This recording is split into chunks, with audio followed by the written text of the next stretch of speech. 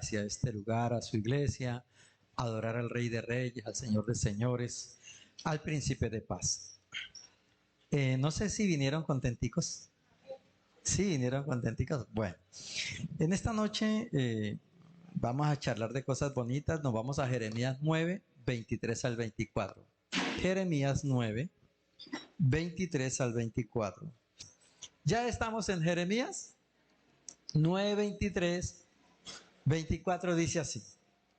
Así ha dicho el Señor. ¿Quién lo dice? Muy bien, dice. No debe el sabio vanagloriarse por ser sabio, ni jactarse el valiente por ser valiente, ni presumir el rico por ser rico. Quien se quiera vanagloriar, que se vanagloríe de entenderme y de conocerme, porque yo soy el Señor, que hago misericordia, imparto justicia y hago valer el derecho en la tierra, porque estas cosas me complacen, lo dice el Señor. ¿Quién lo dice? El Señor. Muy bien. Vamos a hablar un momentico en esta noche, un tema muy sencillito a manera de reflexión, entender y conocer al Señor. Es algo que Él quiere, ¿no? Entenderlo y conocerlo. Cuando Jesús vino a la tierra, Él no pidió que lo entendiéramos, vino a entendernos, pero Dios le dice a Jeremías que Él se complace en aquellas personas que se esfuerzan por entenderlo y por aquellas personas que quieren conocerlo, ¿sí? Así que Dios se complace en quienes sienten orgullo de Él. Dios se complace en quienes sienten orgullo de Él. Me hago entender un poquito. Un padre se complace en aquellos hijos que demuestran que se sienten orgullosos de ese papá y de esa mamá. ¿Y cómo se siente usted como papá, como mamá, cuando sus hijos hablan en público y de pronto dicen es que mi papá y mamá es lo mejor que me sucedió? ¿Alguien de ustedes se pondría contento? Y cuando sus hijos hablan mal de usted, que usted escucha que su hijo, que su hija, ¿cómo se sienten? ¿Sí? Ahora, qué bonito cuando los hijos quieren conocer a ese papá y a esa mamá. Ejemplo, una de las cosas que a veces nosotros ignoramos es conocer a nuestros padres. La parte bonita, la parte agradable, ¿sí? La parte sencilla. Entonces, dice el Señor que Él se complace en quienes se sienten orgullosos de Él, en aquellos que se complacen en conocerlo, en quienes buscan comprenderlo, en quienes lo obedecen y quieren hacer su voluntad bajo la disciplina de la obediencia o obedecerlo bajo la disciplina. Son detallitos muy bonitos que el Señor nos dice. Y en el libro, aquí de Jeremías dice, no debe el sabio vanagloriarse por ser sabio. ¿Sí? Bueno, los que han estudiado filosofía y los que han estudiado antigüedades de hombres que pensaron. Y en ese tiempo estos hombres se vanagloriaban y enseñaban cosas. Usted se imagina aquellos sabios, por decirlo así, por aquellos filósofos que se llamaban sabios, aquellos filósofos griegos que generalmente cuando nosotros hablamos de filosofía, por alguna razón tenemos que introducirnos en la historia de los griegos. Y ustedes ven por lo menos que Aristóteles, Platón, Cuchara, bueno, todos estos tipos, todos tienen que ver con la parte griega. Pero ¿a qué voy? Dice el Señor, no debe el sabio vanagloriarse por ser sabio. Entonces, aquellos filósofos de la antigüedad que eran muy honrados y que tenían escuelas y que tenían alumnos, ellos enseñaban lo que ellos creían que era sabiduría. Entonces, solo piense cuando aquellos hombres de la antigüedad le enseñaban a sus alumnos que la tierra era plana. Y ellos se vanagloriaron de esa sabiduría.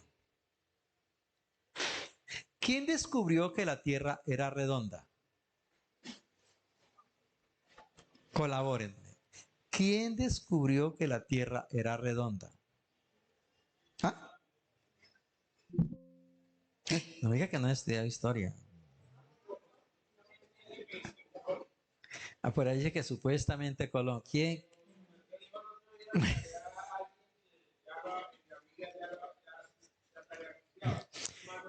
Entonces Colón se supone que fue un hombre muy sabio hace 500 años y descrestó a la gente cuando dijo, wow, el mundo es redondo, porque él venía con tres señoras, la Pinta, venía con la niña y la María, ¿sí?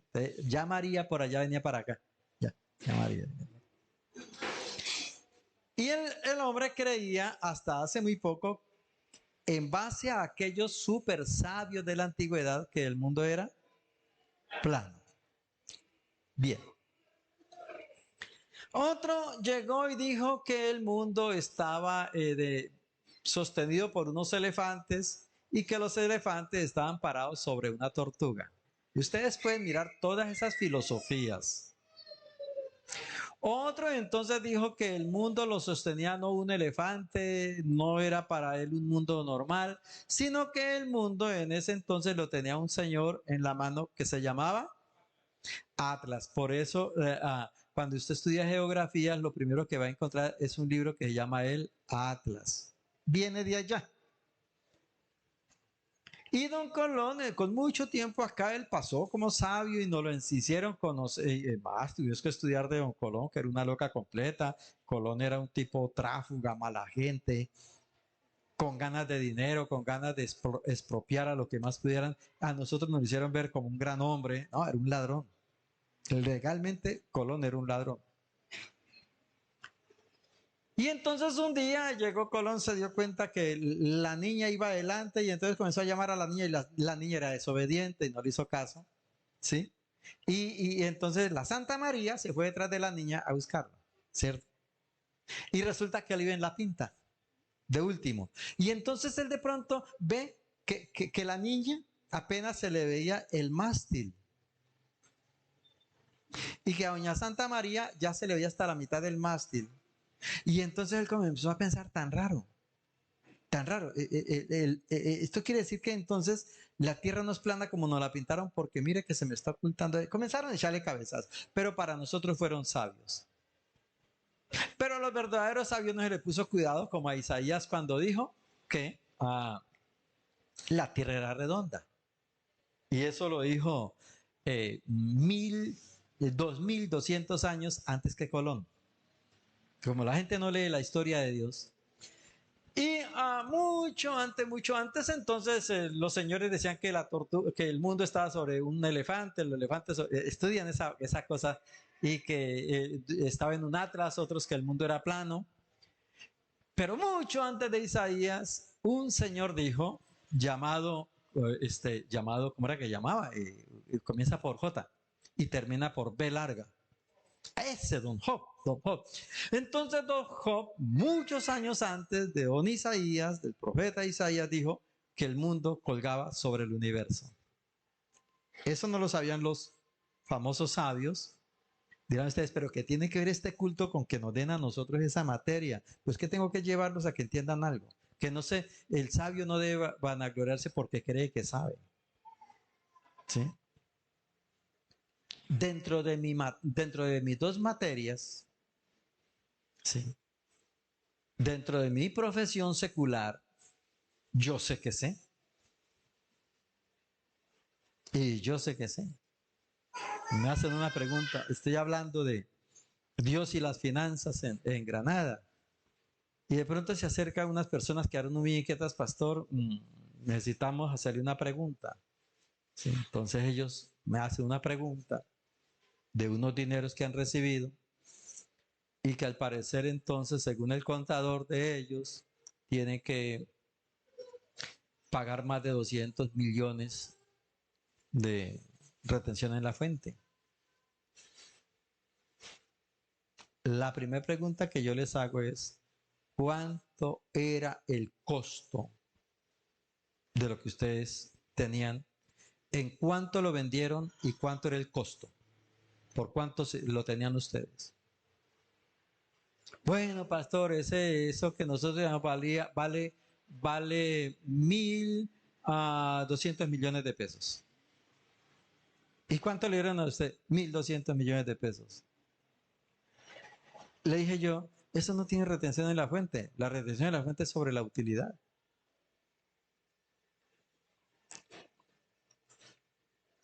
A no ser que haya un ahí vato que diga esto hay que descontarle por una plata que sale de aquí para allá. ¿Sí? Bueno, en fin. Son cosas que uno sabe. Pero yo no me puedo ir allá a meterme en el cuento de mi esposa que es psicóloga, que es maestra, a saber todo lo que ella sabe. O allá en el cuento de pronto de la hermanita ya que es modista, ¿no? Eso no lo entiendo. Por eso dice aquí la Biblia, no se debe alabar el sabio en ser sabio. Dice, tampoco se jacte el valiente por ser valiente. Hay gente muy valiente. Uf. Hay hombres valientes, hay mujeres valientes. Valientes. Y los revuelca una gripa. Una simple gripa los patas arribea. Ese valiente. Ay, una espíritu. Sí. Hay un señor muy valiente. Y ese tipo se enfrentaba a espada con quien fuera y lo tenían como un alto general. Y todo el mundo quería imitar a ese general. Era valiente. Pero valiente. Un día le sacó la piedra a un soldado. Y el soldado sacó la espada y le quitó la cabeza. Y solo por eso el valiente se murió. Solo por eso. La pregunta es, ¿dónde quedó la valentía? Por eso dice, el valiente no debe vanagloriarse por ser valiente. ¿Cuánta gente fue descrestada por Hitler? ¡Wow! Adolf, ¿cierto? Y una cosita de cianuro lo mató. Ya. ¿Dónde quedó la valentía de ese hombre? Entonces dice el Señor, no se alabe el valiente por ser valiente y tampoco el rico debe presumir por ser rico. ¿Sí? Hay un señor muy rico en Colombia, hace pocos días se murió, pero más o menos cuando él estaba cumpliendo entre 58, 59 años, ha hecho una gran rumba en la casa y entonces una casa campestre muy grande. De pronto este señor al día siguiente quiere ir a bañarse a la piscina y se resbaló mientras iba camino a la piscina y allá quedó patas arriba el señor y duró aproximadamente 30 años en una silla de ruedas y por más plata que tuvo nunca se paró. ¿De qué le sirvió la riqueza? De nada. Entonces usted y yo no debemos alabarnos ni siquiera con decir es que yo tengo buena salud, porque lo coge a uno una gripita y pone uno a orar a todo mundo para que uno no se muera. ¿Sí? Entonces dice el Señor, en lo único que nosotros debemos vanagloriarnos, dice, van a vanagloriarse de entenderme y de conocerme a mí, que soy su Dios. De eso sí. ¿Por qué? Porque yo no me voy a gloriar de lo que soy yo, de lo que tengo yo, sino que voy a sentirme orgulloso del Dios que tengo, porque, a ver, sea porque usted cree en Cristo, o sea porque no cree, es tan poderoso el Señor que nunca nos dejó morir de hambre. A pesar de que tal vez hicimos bestialidades, no porque las bestias no hacen lo que nosotros hacemos. Yo nunca vi las vacas de la finca, yo no vi una vaca o un toro, no, hablemos de toros, vacas no, pobrecitas. Pero yo nunca, al lado de la finca, mis padres tenían una tienda muy grande, a la vera del camino. Y frente a la finca de nosotros, que era chiquita, al frente había una finca muy grande y nos dividía el camino real, porque el camino era de verdad, era real. Y por ahí pasaban las mulas, los caballos y la gente. Pero yo nunca vi a un toro venir con otros toros a sentarse a jartar trago en la casa. Y yo nunca vi a esos toros malgastar la plata. Pero sí vi los hombres, los seres humanos, aglomerarse muchas veces desde las 6 de la mañana y salir borrachos 7, 8, 10 de la noche en medio de esas oscuridades tan tremendas que solo el caballo los llegaba a la finca. Entonces nosotros, los animales nunca hacen cosas que nosotros hacemos. Así dice el Señor que si usted y yo debemos enorgullecernos de algo, dice, enorgullezcanse de entenderme y de conocerme. Mira, algo muy bonito que sucede es que cuando yo no entiendo a la persona, que supuestamente es la persona mía, cuando usted no entiende a la persona suya, usted solo le echa vainas. Cuando usted no entiende a Dios, solo le reclama. Cuando yo no entiendo a Dios, solo le reclamo. Y los reclamos vienen cuando nosotros pedimos algo de la persona que amamos o está cercana, que creemos que es nuestra provisión, nuestra ayuda, y la persona no puede proveernos de eso que nosotros exigimos, nos vamos contra esa persona. Lo mismo cuando nosotros hablamos con Dios y Dios no nos provee y no nos da inmediatamente lo que nosotros queremos, nos vamos contra Él. ¿Qué le pasa a Dios? ¿Dónde está? ¿Por qué me dejó solo? Luego no es que eres Dios. Ah, porque comienza a llegar la fecha y uno comienza a mirar papeles. Uy, ahorita el 25, tengo que la mecánica.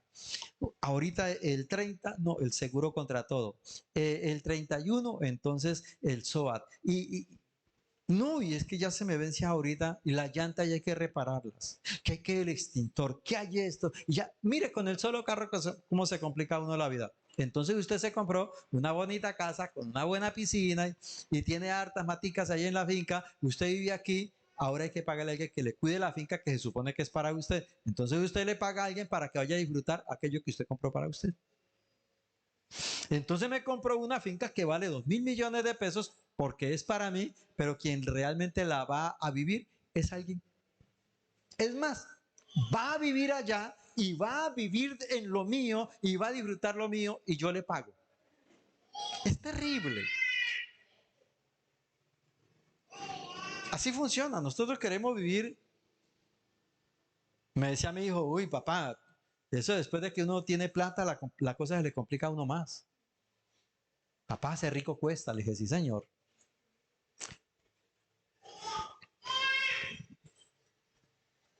Entonces tenemos la casita de un piso y queremos el segundo piso. Y tenemos la casita de segundo piso y le queremos el tercer piso. Y entonces arrendamos el segundo y el tercero. Y entonces problemas porque los benditos no pagan el arriendo, no pagan los recibos de la luz, no pagan nada y se largan. Y uno, en lo que es de uno, terminó pagándole a todos. Entonces nos complicamos la vida. Por eso el Señor cuando llevó al pueblo al desierto, lo llevó para que aprendieran a ir de la cosa más sencilla. Bien, entonces algo que Dios quiere es que entendamos que Él nos quiere hacer la vida muy sencilla. Y luego dice, porque yo soy el Señor que hago misericordia, imparto justicia y hago valer el derecho en la tierra, porque estas cosas me complacen. Es decir, el Señor se complace en hacer justicia, en aplicar misericordia para nosotros, en hacer justicia para nosotros y hacer que el derecho venga a favor suyo y a favor mío. Y dice el Señor, y en esto me complazco. Es decir, si algo que le complace al Señor, me hago entender. ¿Cuántos de ustedes comen con afán? ¿O cuántos ni siquiera comen de afán? Sino que no comen porque están afanados. Ah, yo sí me siento a comer. Yo me siento, es más, después de que como, estiro la pata. Digo, me echo un motoso. Yo no salgo corriendo. No.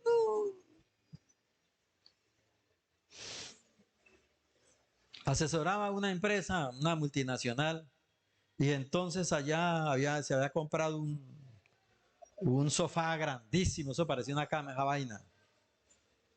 Y yo, para evitar tener que ir hasta otro lugar a comer, entonces ahí mismo teníamos un club y yo le decía al chef, hágame el favor y me prepara hoy tal cosa. Él me preparaba eso, él muy contento, me lo llevaba a mi oficina y yo comía y después de comer me estiraba allá en ese mueble. Ah, ¿cuál es el afán? Después de una hora me paraba, me bañaba la boca, me arreglaba bien. Pero ¿cuánta gente no come? ¿Cuánta gente ve de afán? Y muchas veces por atender a la gente, sí señora, ya voy. Sí, sí, sí. Y se va a decir, ay, a la orden, sí, sí, sí, sí. Por Dios, eso no es vida. Es más, termina uno comiéndose el mugre de todo lo que uno coge. ¿Sí? Entonces el Señor quiere que usted y yo le entendamos y le conozcamos y miremos la cosa sencilla que Él tiene para nosotros. A ver, ¿cuántos de ustedes se han complicado la vida con Dios? Uno, dos, tres, ¿cierto? Y entre más tengan ustedes, pues lógico, y vuelvo y repito, qué rico tener. Pero yo soy uno de los que digo, si compro una finca es para mí vivirla, no para que viva ya el encargado de la finca. ¿Sí?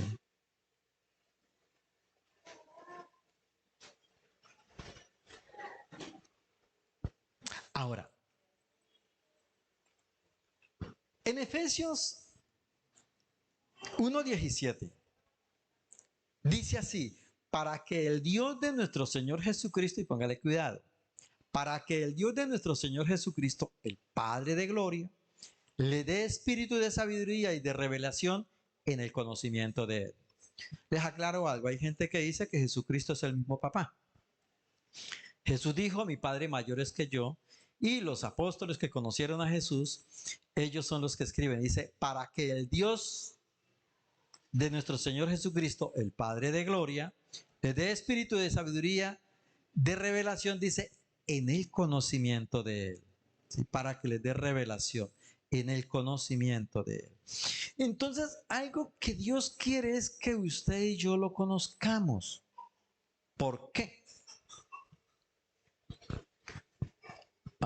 Los hijos a veces conocen a los papás. Le digo yo a mi hija ayer que estamos charlando, a veces charlamos conversadito.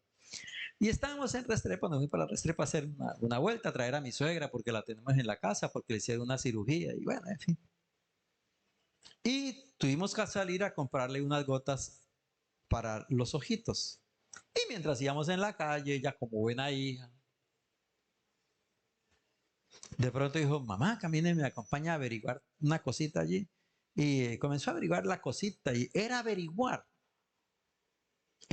y de pronto se acerca y me dice, papá, son 23.000 pesos. Así es sencillo, son 23.000 pesos. ¿Por qué con esa confianza llegó esa hija a mí? ¿Por qué tiene esa confianza? Porque conoce a su papá y sabe que su papá pues no le va a negar. Pero otra confianza que tiene es ¿cuál sería? Además de que el papá de pronto no le va a negar eso, ¿cuál sería? ¿Qué tiene con qué? Entonces nosotros a veces desconfiamos de Dios porque pensamos que Él no tiene. Y a veces somos michicatos con uno mismo. Es una palabra muy de finca, michicato. Es decir, tacaño.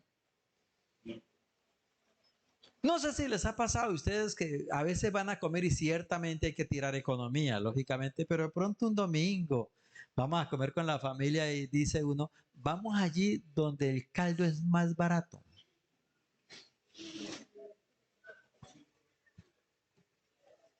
Y el Señor le dice a uno, a ver, mijo, yo sé que el caldo es barato y me gusta su humildad, pero no su tacañería. Y a veces somos así. Bueno, a veces pensamos que Dios no tiene lo suficiente para nosotros. En Efesios 2:2 dice, para que su corazón se anime y para que permanezcan unidos en amor, hasta que alcancen todas las riquezas que provienen de la convicción y el entendimiento, para que conozcan el misterio de Dios el Padre y de Cristo, en quien se hayan escondido los tesoros de la sabiduría y del conocimiento. Entonces vemos que el Señor dice, riquezas que provienen de la convicción y el entendimiento. Y es ahí donde el Dios de los ejércitos de Israel nos insta a nosotros a que lo conozcamos. Pero si no leemos su palabra, o si la leemos y no la estudiamos, o si la estudiamos pero no le hacemos una investigación, cavamos, ahondamos para conocer más,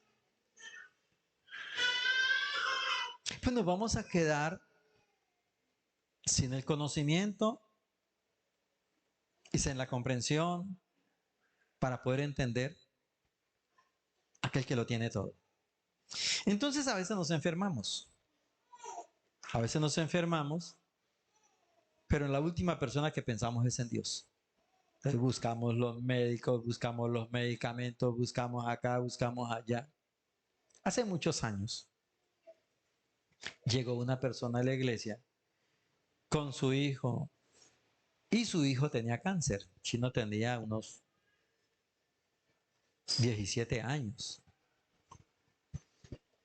Y ese muchacho, la enfermedad hizo llegar al papá, a la mamá y a muchos familiares. En ese entonces no teníamos el conocimiento que tenemos hoy, pero sí tenemos la convicción del poder de Dios. Hablo, una cosa es conocer lo que hoy conocemos, a conocer aquello que conocimos hace 26 años, 27 años. Así que el conocimiento que tengo hoy es muy superior a hace 26 años. ¿Sí? Bien, entonces, esta persona tenía ya una deformación física muy notable. Ya su rostro estaba totalmente desfigurado por un cáncer muy agresivo que comenzó en una pierna. Y comenzamos a orar y a orar y a clamar al Señor y al Señor por este muchacho, y ciertamente comenzamos a ver la mejoría y el muchacho ya entraba hasta que su carita quedó normalmente. No su carita de Kelo, sino la carita de él, ¿no? Su carita. Hasta que la carita de él quedó bien. Pero los papitos afanados, porque lógicamente que los médicos se afanan y ellos van a decirle a este tratamiento hay que continuarlo. Entonces dijeron, bueno, sí, el Señor es rico aquí. Y un día se perdieron y se nos fueron de por aquí. Y descubrí que ellos se han ido de paseo. ¡Wow! ¡Qué bueno que pasé! Ya el chino está sano, qué bueno que pasé. No, pues, luego me entero que el paseíto es que se ha venido por allá hasta el Tolima, un pueblo del Tolima, donde un brujo que era un super brujo, que mejor dicho, eso sanaba hasta el diablo. Porque el diablo está enfermo. El diablo está loco.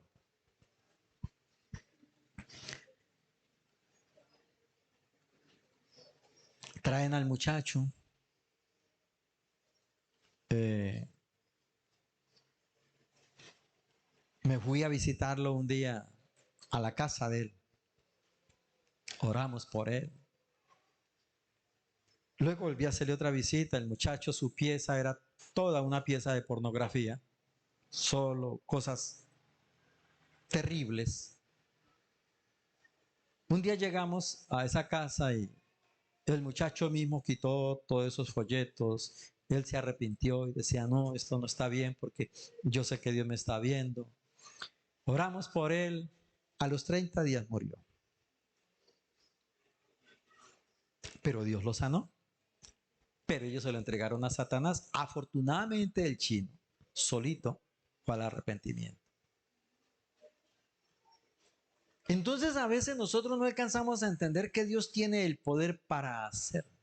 Y entonces como no entendemos ese poder, como no conocemos al Dios, nos vamos para donde un brujo. Y el único poder que tiene el brujo es una mentira. Y la mentira que tiene es la del diablo, porque Jesús, el Señor, dijo en Juan 8:44. Si es Juan 8:44, porque el padre de la mentira es el diablo. Y habla mentira porque eso es lo que él es, mentiroso. Es terrible. He visto hermanos que salen de la iglesia después de una oración tremenda y se van por allá donde un homeópata que es brujo y comienzan a tomar esos brebajes que solo hacen es matarles la vida, porque ni siquiera son probados científicamente. Y de pronto una vez me dijo, mire pastor, pero es que ahí tiene el INVIMA. Yo puedo chiviar el INVIMA. Me explico. Fui contador de unas empresas textileras y transformadora de textiles. El señor hacía las pantalonetas de la tela normal que usted se pone, pero ya existían marcas, ¿sí? Y él decía, yo le decía, bueno, y si a usted, ¿cómo consigue usted eso? Decía, no, eso se va uno allá a Bogotá, allá venden las marquillas por rollos enteros de todas las marcas. Entonces, hoy voy a hacer esta marca, ejemplo, no puedo poner nombres para no hacerles publicidad, voy a poner esta marca que es súper fina, RX. Y sacaba 2.000 sudaderas, 2.000 pantalonetas, 2.000 camisetas, 2.000 de todo con esa marca. Y luego sacaba otra marca Pollito, ¿sí? Marca Pollito. Y entonces ponía la marca Pollito aquí en este stand y la marca Fina en este. ¿Cuál cree que se llevaba la gente? La marca Fina. La marca Pollito, el buzo valía, un ejemplo, en ese entonces 3.000 pesos, pero la marca Fina valía 18.000. Se iban todo lo que valía 18.000 pesos, 20.000 pesos, 30.000 pesos, y lo de 3.000 se quedaba ahí. Vamos con mi esposa por allá caminando por un almacén y de pronto, venga amor, mire este uso. 600.000 pesos. Yo y los compro allí en un almacén, los compro a 19.000 pesos, es el mismo uso. Y eso no es ser uno tacaño, ahí sí es no ser uno tonto. Y como yo aprendí eso, que muchas veces las marcas finas es que un señor las hace, compre las marquillas y ya. Eso lo aprendí gracias a mi profesión. Entonces, así como Dios quiere que entenda, así como nosotros podemos entender la vida, muchas cosas que nosotros hemos aprendido, Él quiere que nosotros lo entendamos a Él y lo comprendamos. ¿Sí? En Lucas 24:45 dice, entonces les abrió los ojos. Él dice que entonces les abrió el entendimiento para que pudieran comprender las escrituras. Ahora, la escritura me dice a mí que Jesucristo es un Dios de sanidad. ¿Qué le dice a usted la escritura? A mí me dice la escritura que Jesucristo, el Hijo de Dios, sana. ¿Qué le dice a usted la escritura? A mí la escritura me dice que Jesucristo es un Dios de milagros. ¿Qué le dice la escritura a usted? Es un problema para nosotros no poder comprender. No poder comprender. Y a veces nosotros pensamos que Dios no hace las cosas bien. Entonces yo tengo aquí un niño que Dios no lo resucitó. Ese niño, ¿a qué edad tuvo cáncer? A los 4 años. Y va a morir de 80 años sano. Pero ¿qué hay en el corazón del papá? Cuando el niño le dio una gripa. Inmediatamente, Dios mío, volvió. En lugar de decir, ay Cristo, gracias porque volviste a terminar la sanidad, si era que... No, nosotros tenemos un problema de desconfianza.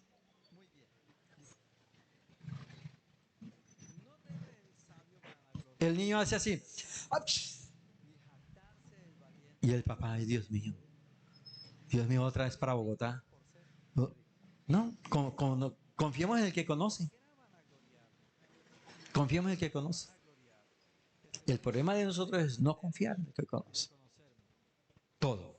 Así que dice que Jesús, el Señor, le dio a sus discípulos entendimiento para que pudieran entender, comprender las Santas Escrituras. Y a mí la palabra de Dios me dice que el Dios de las Escrituras es un Dios de milagros Y como dice, es un Dios de misericordia, es un Dios de justicia y es un Dios que todo lo sabe y todo lo puede.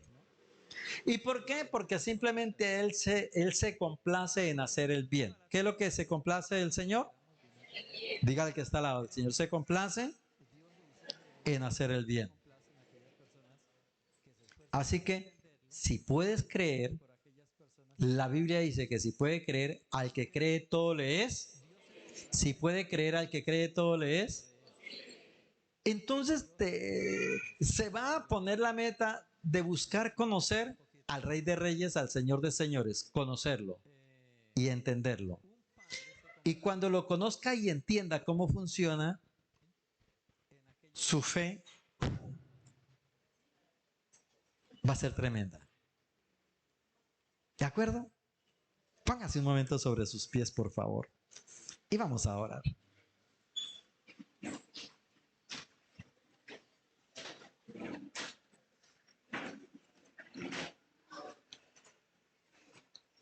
Entonces dice el Señor que Él se complace en que usted lo entienda y lo conozca. Cierra tus ojitos. Piensa un momento en ese Dios llamado Jesucristo, en su poder, en su gracia, en su amor, en su lealtad. Y piensa un momento si tú has confiado realmente en Él, si realmente lo conoce, si realmente lo entiende. Porque a veces nosotros no entendemos al Señor. Nos pasa lo mismo con la gente. A veces nosotros no terminamos de entender a la gente. Y por eso nos molestamos con la gente, porque ellos tienen comportamientos que nosotros no entendemos por qué se portan así. A veces no entendemos por qué la gente es desconfiada. Y uno se va a la raíz del asunto y es desconfiada porque crearon en esa persona desconfianza. A veces nos molesta ver a una persona mentirosa y si nos vamos a la raíz, descubrimos por qué esa persona es mentirosa. A veces hay personas que nos hablan de muchas enfermedades y nos vamos a la raíz de esa persona y entendemos, porque es que vive a toda hora quejándose de múltiples enfermedades. Lo mismo pasa con Dios. Si tú como yo nos vamos a la raíz de la verdad de nuestro Dios Todopoderoso, entenderemos cómo es Él, cómo funciona Él y cómo actúa Él. ¿Por qué Él funciona? Porque Él actúa. A veces nos molestamos porque oramos y queremos una respuesta ya. También somos así nosotros con la gente. A veces nosotros queremos una respuesta de la gente ya, o la gente quiere algo de nosotros y es ya, eso es corriendo que tenemos que hacerlo. Pero el Señor se toma un tiempo. Porque lo primero que quiere es que tú sepas disfrutar de lo que está pidiendo. Tal vez tú le has dicho, Señor, yo quiero ganarme la lotería. Y el Señor sabe que no eres capaz de disfrutar el salario mínimo. Luego, ¿cómo disfrutará una lotería?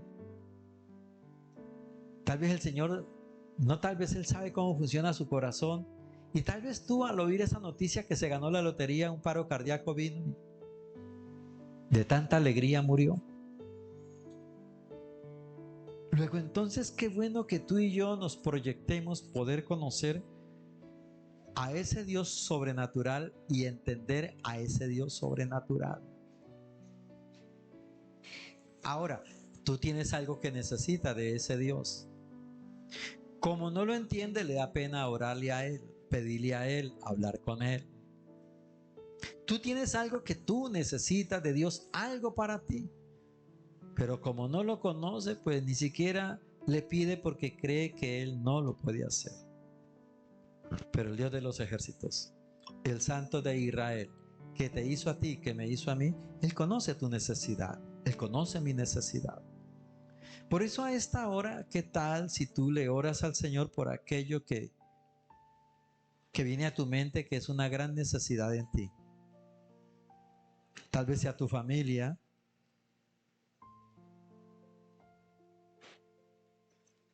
tal vez tienes entre manos un negocio que para ti es bueno, pero parece que no se está dando el negocio. Habla con ese Dios que tal vez no has terminado de conocer y no has terminado de comprender, y cuéntale, Señor, por qué. Dile a Él por qué quiere que el negocio se realice. Cuéntale a Él.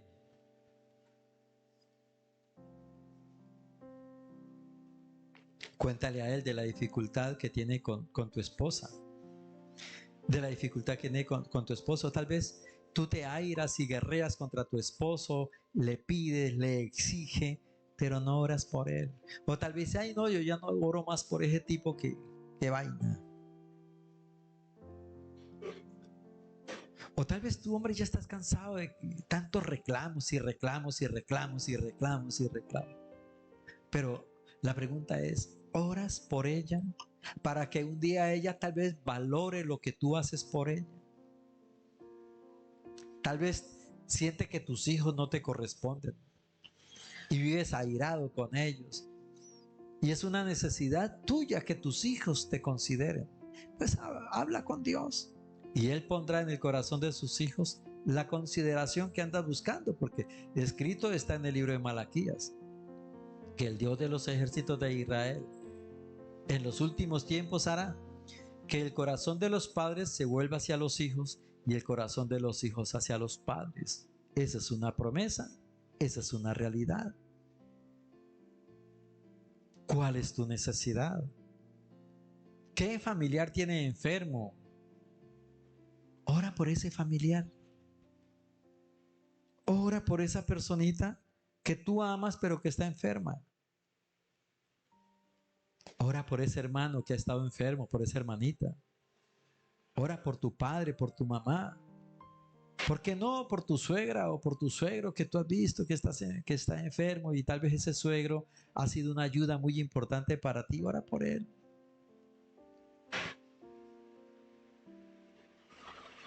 Tal vez haya alguna persona que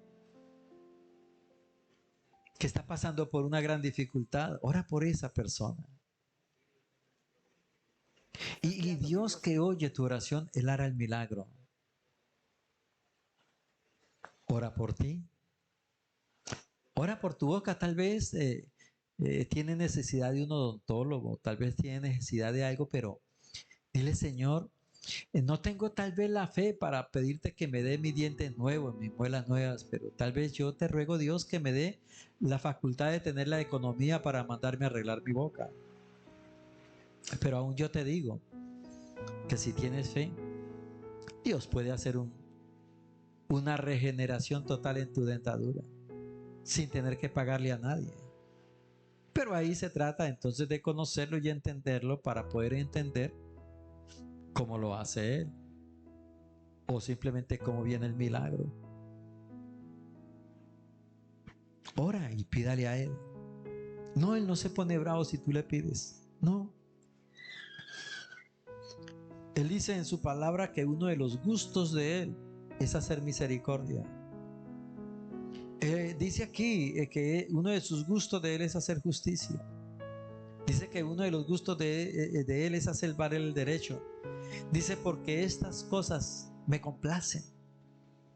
Es decir, que por la misericordia de Dios Él contesta la oración suya y a Él le complace que tú le pidas para poderle mostrar su gracia, su misericordia.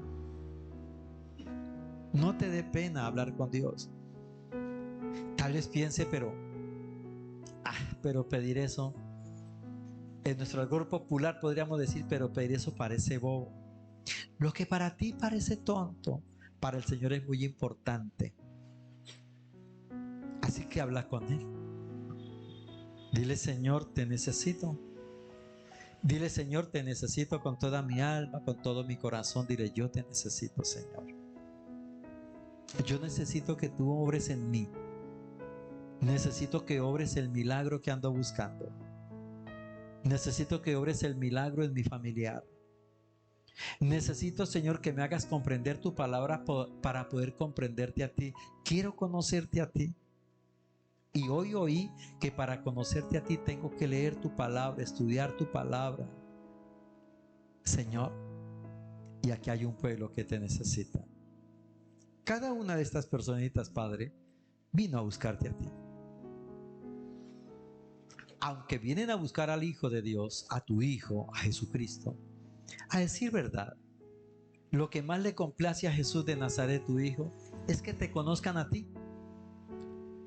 Porque Él mismo dijo, y la salvación consiste en que te conozcan a ti, el único Dios verdadero, y a Jesucristo a quien has enviado. Señor,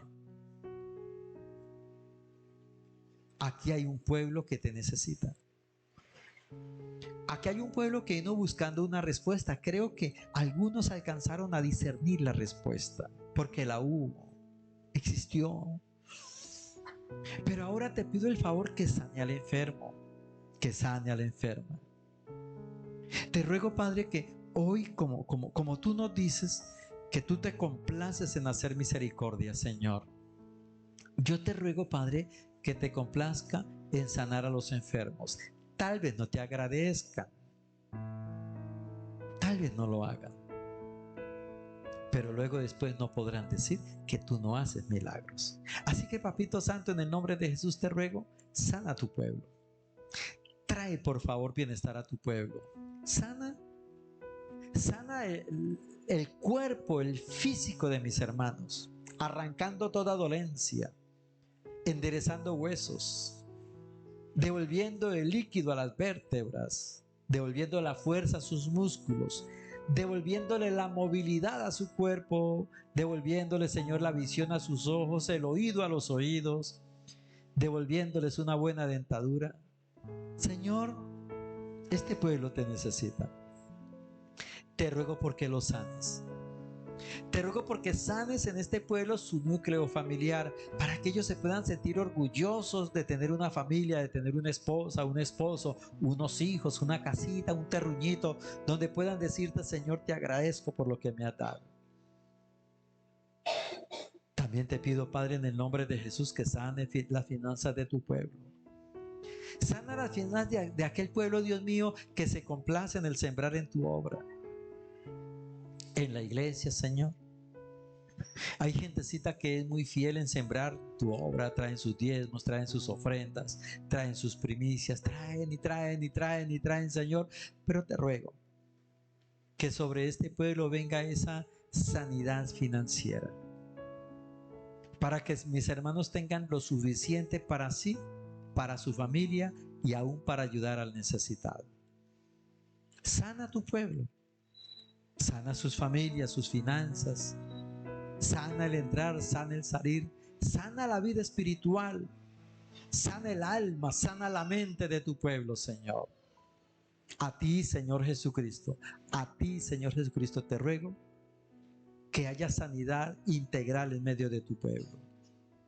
E igualmente te ruego que tu presencia camine con mis hermanos. Ciertamente ahora salimos de este lugar, pero que ningún hermano pueda salir de tu presencia, porque tú dices en el Salmo 139, ¿a dónde huiré de tu espíritu?